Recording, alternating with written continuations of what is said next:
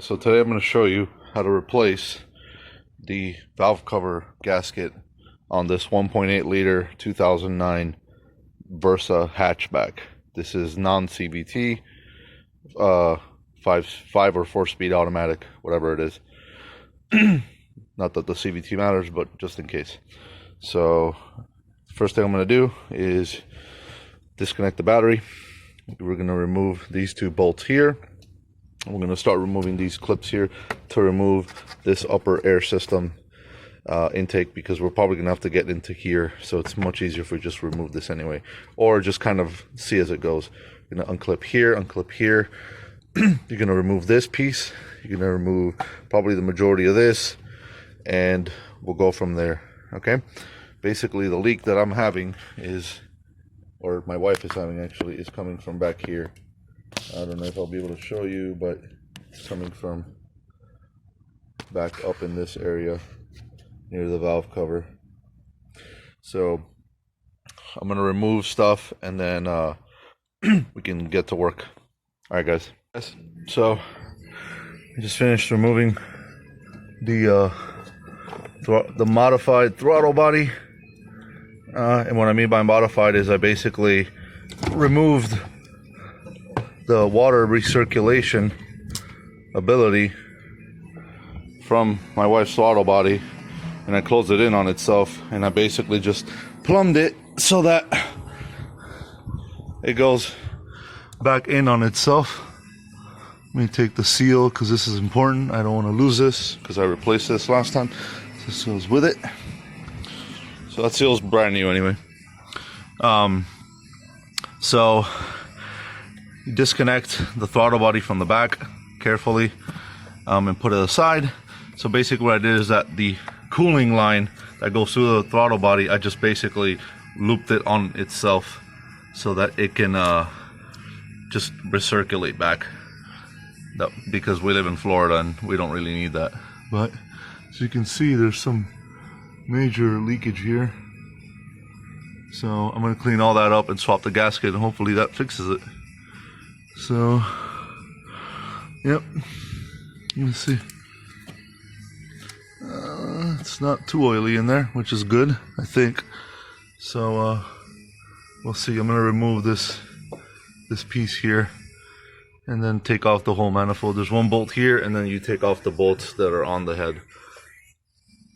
And that should remove it.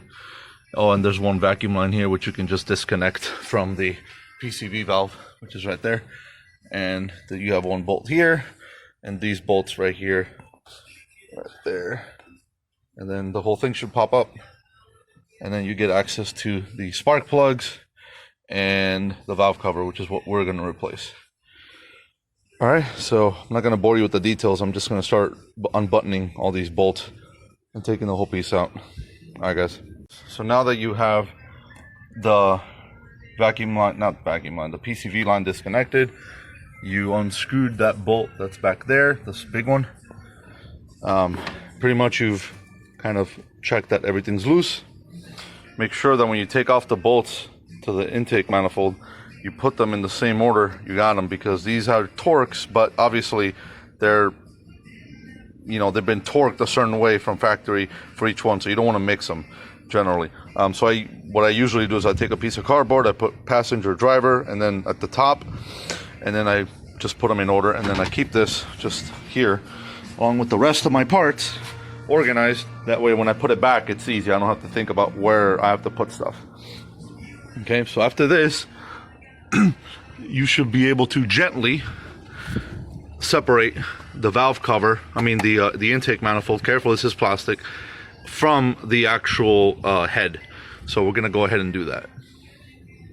Working on this, you're going to put some painter's tape or some type of material in here. You can use aluminum foil and stuff it inside each one of the runners, and cover the oil dipstick line, because you're going to have to take this off in order to take the intake manifold off. If you want to replace the seal on the intake manifold, the seal's right here. I already replaced it, so I'm just going to reuse the same one. Okay. All right. Let's keep going with this thing. Which these cars, it's not that big of a problem. So what I usually use, I'll take a screwdriver and I'll mark 1, 2, 3, 4, and then the same with the cables to make it easier when you're reinstalling. Remember, this is just about making it easy, guys. Okay. So what we're gonna do now is we're gonna take all these guys out, inspect the spark plugs. We're gonna I need to fix this injector because, as you can see, this just unplugs. And what ended up happening was the injector, the actual nub that this thing latches onto, broke. I did not break it. It was already broken. It had fallen off before because there was nothing in there. So I'm gonna go ahead and zip tie this for now while I buy another injector. Because I think that's one of the reasons why the car's misfiring. This thing's probably wiggling itself out. And then we're basically gonna start unscrewing the manifold bolt. All right, guys. So you're gonna use an 8mm. All right, 8mm. All right, whatever. 8mm to remove all 7 bolts. It's 1, 2, 3, 4, 5, 6, 7.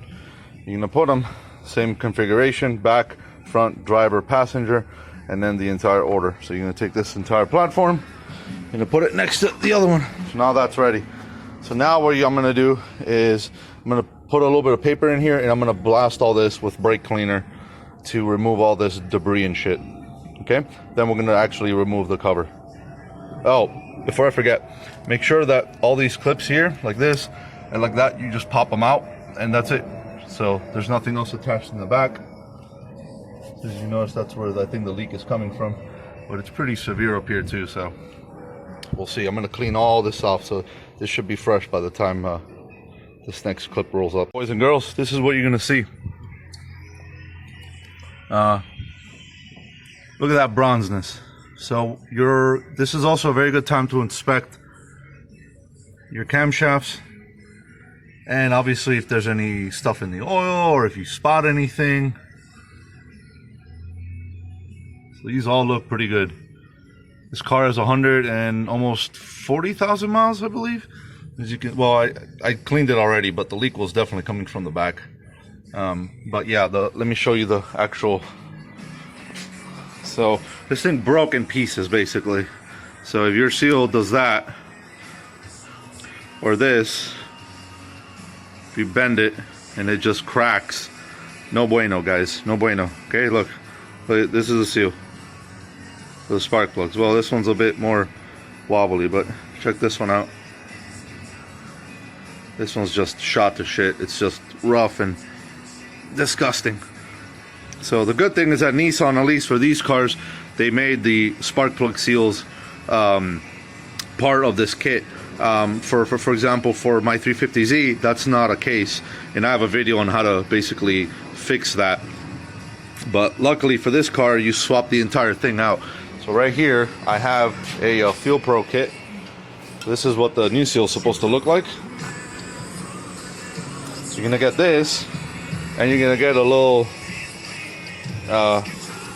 washer over here for I don't know if you can see it in the light. That's for your PCV valve, so that goes in the actual valve cover itself.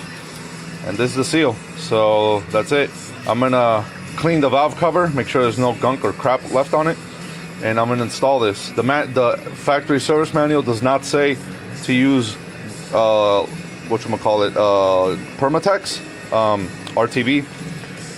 But I got one just in case. I gotta read up on it anyway, so I'll show you the torque values and all that stuff in the next video.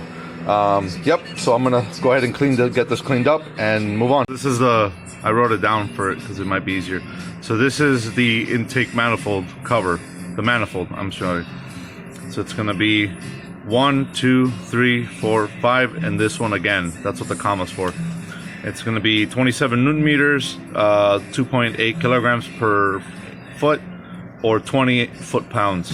Okay, this is foot-pounds. The valve cover is inch-pounds. Okay, so do not mix these up. Okay, you will destroy this. Actually, you will destroy this if you use this. Okay, and this is the same order: 1, 2, 3, 4, 5, 6, 7, and that's the front, so you know this is facing you.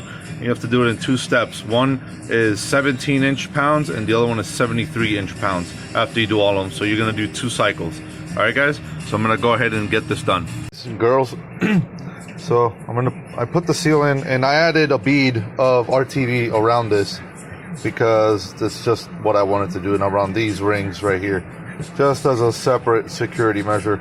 It takes 24 hours to fully cure. I'm not going to be using the car in the next day and a half-ish, so I'm going to leave it to cure, and that should help it seal even more. Okay, so now I'm going to go ahead and put this back on the vehicle. Guys, so I went ahead, I was installing this catch can anyway. So this can is going to be riding from this line here and then back into the PVC. So I might move it from there. I gotta see how it plays out. Anyway, yeah, so I have these bolts already tightened. I have the manifold bolts already tightened, obviously. I'm gonna leave this uncovered for now. I'm not gonna put the actual Nissan cover on it because I want to see how it's gonna progress if there's any leaks, and I don't want to have to take the cover off every single time. Yep. So now I'm just gonna put the intake back on, which is pretty much self-explanatory, and the that tube right there, and that's it. So once you do this, just give the seal 24 hours to cure if you use the RTV. If not, then crank her up and enjoy your new seal. All right, guys, thanks for watching.